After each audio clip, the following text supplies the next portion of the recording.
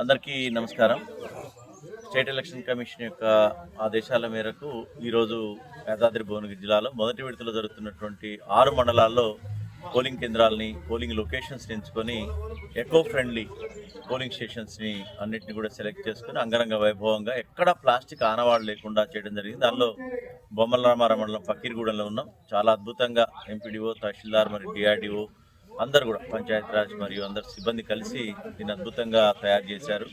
అంటే ఇది ఒక మోడల్. వచ్చేటటువంటి ఓటర్లు దీన్ని గుర్తుంచుకొని తమ జీవితంలో కూడా భాగంగా ఎకో ఫ్రెండ్లీగా ప్లాస్టిక్ని లేకుండా, ప్లాస్టిక్ అనే జీవితంలో ఇప్పుడు భాగం అయిపోయింది, దాన్ని దూరం చేయడానికి, అదేవిధంగా గ్రామాలన్నీ కూడా స్వచ్ఛ గ్రామాలుగా మారటానికి ఒక అవగాహన కోసం ఈ యొక్క కేంద్రమే, ఈ యొక్క పోలింగ్ లొకేషనే మనకు ఉదాహరణ. దీంట్లో ఎక్కడ చూసినా కానీ ప్లాస్టిక్ లేకుండా పర్యావరణ హితంగా మొక్కలతోటి, గ్రీనరీతోటి మంచి ఒక పండగ వాతావరణంలో జరుగుతుంది. ఓటర్లంతా కూడా తమ సంతోషాన్ని వ్యక్తపరచడమే కాకుండా దీన్ని అమలు పరుస్తామని కూడా అందరు కూడా మనసులో అనుకుంటున్నారు. అదేవిధంగా వాళ్ళ యొక్క భావాన్ని వ్యక్తం చేస్తున్నారు.